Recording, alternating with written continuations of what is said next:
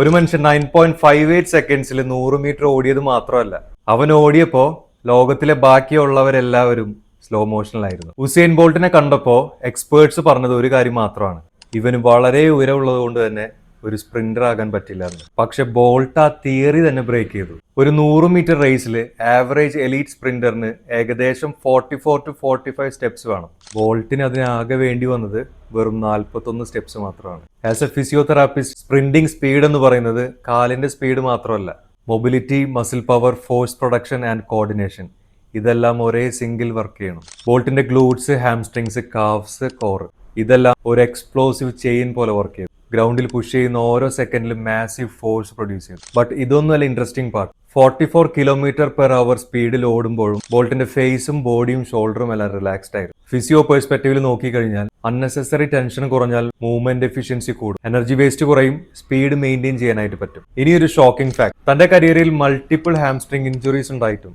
Bolt ഇയേഴ്സോളം world dominance ചെയ്തു. Because elite പെർഫോമൻസിന് sustain ചെയ്യാൻ talent മാത്രം പോരാ. Strength training, recovery, load management, injury prevention, rehabilitation, ഇതെല്ലാം ഈക്വലി ഇമ്പോർട്ടന്റ് ആണ്. അതുകൊണ്ട് തന്നെ as A physio, Usain bolt എന്നെ പഠിപ്പിക്കുന്ന ഏറ്റവും വലിയ ലെസൺ ഇതാണ്: ഫാസ്റ്റ് ആവുന്നത് മസിൽസ് കൊണ്ടാണ്, എന്നാൽ ഫാസ്റ്ററായി തുടരുന്നത് പ്രോപ്പർ ട്രെയിനിങ് കൊണ്ടും.